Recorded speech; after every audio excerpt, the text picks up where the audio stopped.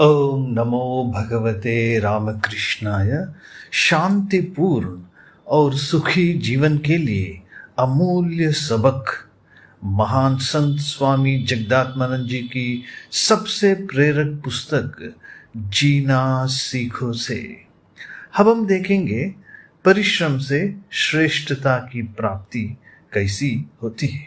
कड़ी मेहनत से, परिश्रम से उत्कृष्टता कैसे आती है। परिश्रम से श्रेष्ठता की प्राप्ति।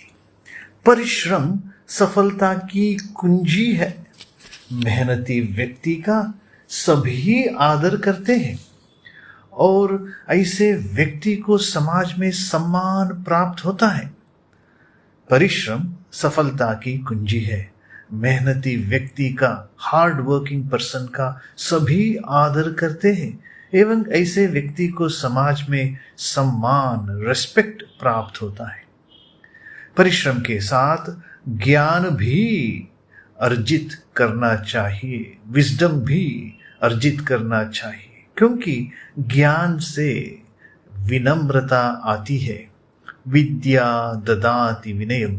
हमारे जीवन में कर्म कुशलता एवं धैर्य होना चाहिए। जीवन में हम कितने भी उच्च पद पर पहुंच जाए, परंतु हमें अपने अधीनस्थ कर्मियों के प्रति अच्छा व्यवहार रखना चाहिए। उदारता नहीं त्यागनी चाहिए, परंतु इतनी दृढ़ता जरूर हो कि कोई हमारा अनुचित लाभ न प्राप्त कर सके। परिश्रमी व्यक्ति हमेशा ऊर्जावान होता है, एनर्जेटिक, एंथुजियास्टिक होता है। उसके जीवन में शांति होती है, चेहरे पर चमक होती है। जो व्यक्ति अपना कार्य ठीक से करना सीख लेते हैं, उन्हें दूसरों से डरने की आवश्यकता नहीं होती। जो व्यक्ति अपना कार्य ठीक से करना सीख लेते हैं, उन्हें दूसरों से डरने की आवश्यकता नहीं होती। जो व्यक्ति अपना कार्य निष्ठा एवं लगन से करता है, उसके भीतर आत्मविश्वास होता है एवं उसमें प्रचंड शक्ति आ जाती है। जो व्यक्ति अपना कार्य निष्ठा एवं लगन से करता है, उसके भीतर आत्मविश्वास होता है एवं उसमें प्रचंड शक्ति आ जाती है। उसके व्यक्तित्व का विकास होता है, पर्सनालिटी डेवलपमेंट होता है। ऐसे व्यक्ति ही दूसरों का मार्गदर्शन कर सकते हैं। ठीक प्रकार से कर्म करने से हृदय शुद्ध होता है। ठीक प्रकार से कर्म करने से हृदय शुद्ध होता है, आनंद की अनुभूति होती है। हमारा चाहे जो भी पद हो, हमें अपना कर्म एकाग्रता से करना चाहिए। हमारा चाहे जो भी पद हो, हमें अपना कर्म एकाग्रता से करना चाहिए। इससे जीवन में संतोष एवं आनंद की प्राप्ति होती है। कार्य कोई छोटा या बड़ा नहीं होता, परंतु उसके पीछे सोच बड़ी होती। आइए अब हम स्वामी जगदात्मानंद जी से ही इन वास्तविक जीवन की घटनाओं को सुनेंगे। वास्तविक जीवन की घटनाओं को सुनेंगे, रियल लाइफ इंसिडेंट्स। मैं एक ऐसे युवक को जानता हूं जो प्रतिदिन 8 घंटे से भी अधिक परिश्रम करता था और सारे दिन के परिश्रम के बाद प्रसन्नचित्त से घर लौटता था। परिश्रम के कारण उसकी प्रसन्नता में कभी ह्रास आते नहीं देखा गया। वह अपने कार्यालय से 3 किलोमीटर दूर स्थित गांव के एक छोटे से घर में रहता था। उसके पास जीवन की आधुनिक सुविधाएं नहीं थी। कार्य के बाद वह पैदल ही घर लौटता था।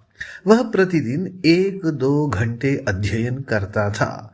कॉलेज में प्रवेश से वंचित रह जाने के कारण उसने प्राइवेट परीक्षा पास करके विश्वविद्यालय की डिग्री प्राप्त की।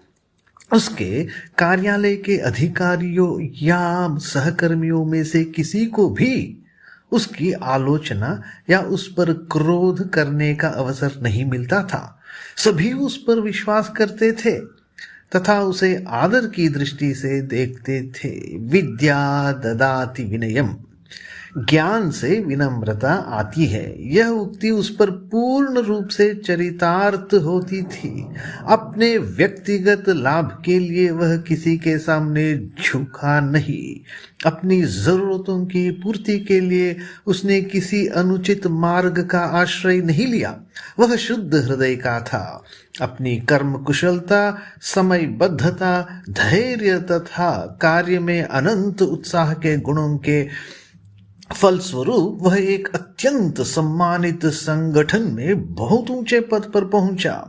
अपने अधीनस्थ कर्मियों के प्रति उसका व्यवहार उदारता एवं सहयोगपूर्ण था, परंतु साथ ही वह इतना कठोर भी था कि कोई उसकी सज्जनता का गलत लाभ न उठा सके।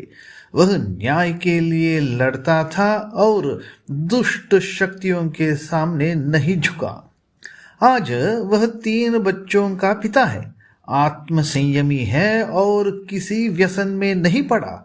अपने अनेक मानव बंधुओं को राहत पहुंचाने से संतुष्ट चित्त वाले इस अथक ऊर्जावान व्यक्ति के चेहरे पर मैंने आंतरिक शांति की आभा देखी। उससे भेंट होने पर मैंने पूछा, जीवन में तुम्हारी सफलता का क्या सिद्धांत रहा? तुम्हारे कार्य की क्या विशेषता थी? तुमने जीवन की समस्याओं का कैसे सामना किया?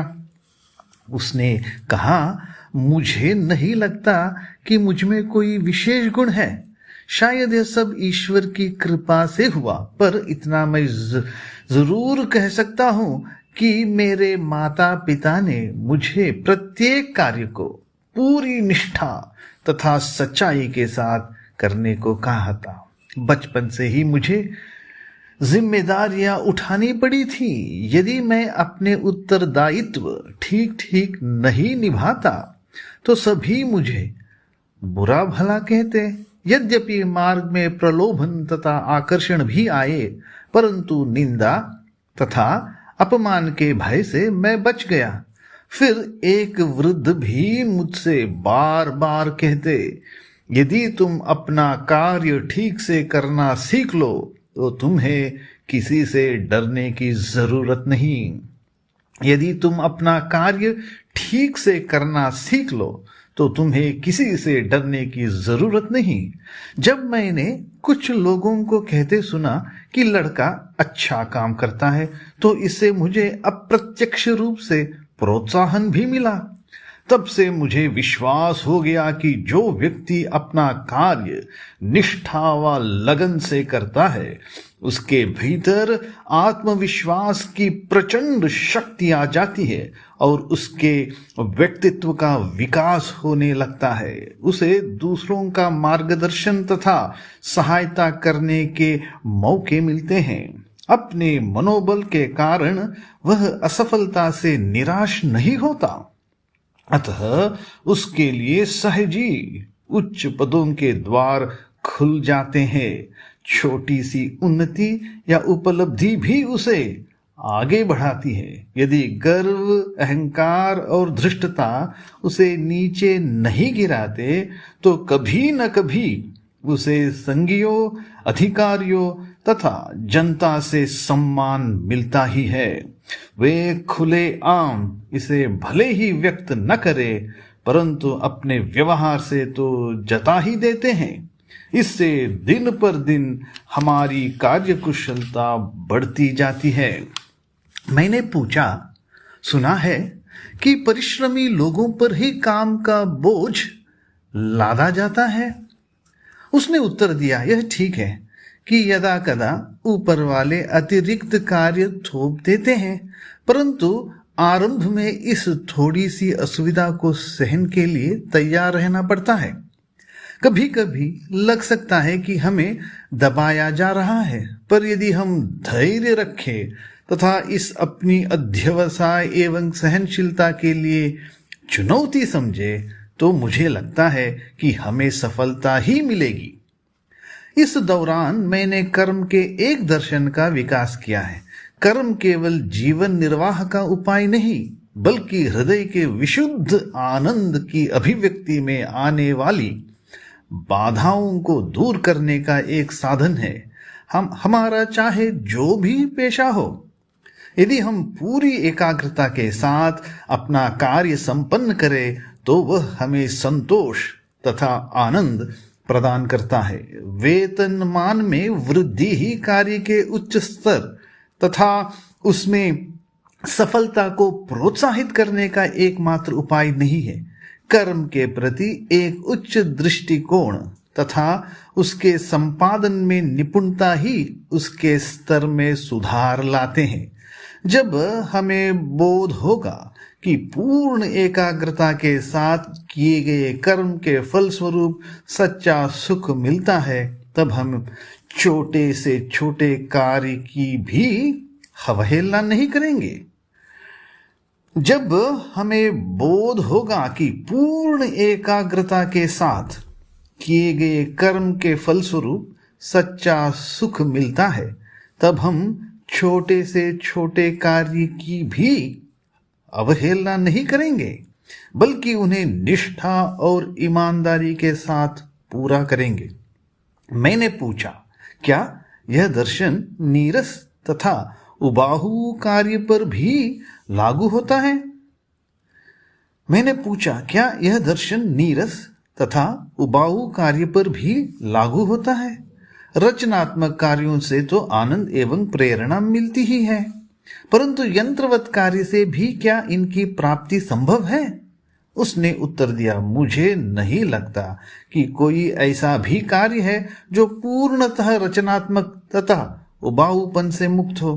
प्रत्येक प्रतिभाशाली व्यक्ति के रचनात्मक कार्य, उसकी हर कलाकृति के पीछे कुछ न कुछ प्रयास तथा किसी न किसी प्रकार का संघर्ष विद्यमान रहता है।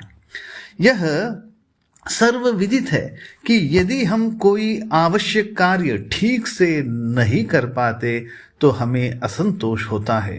सफल न होने का दुख मन को विषण्ण कर देता है।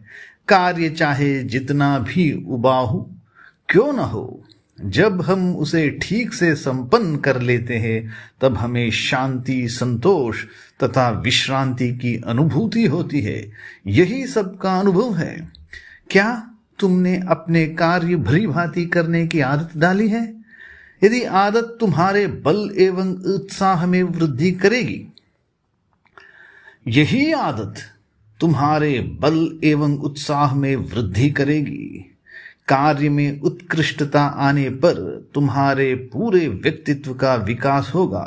ओम शांति शांति शांति। हरि ओम तत्सत। श्री राम कृष्णार्पणमस्तु।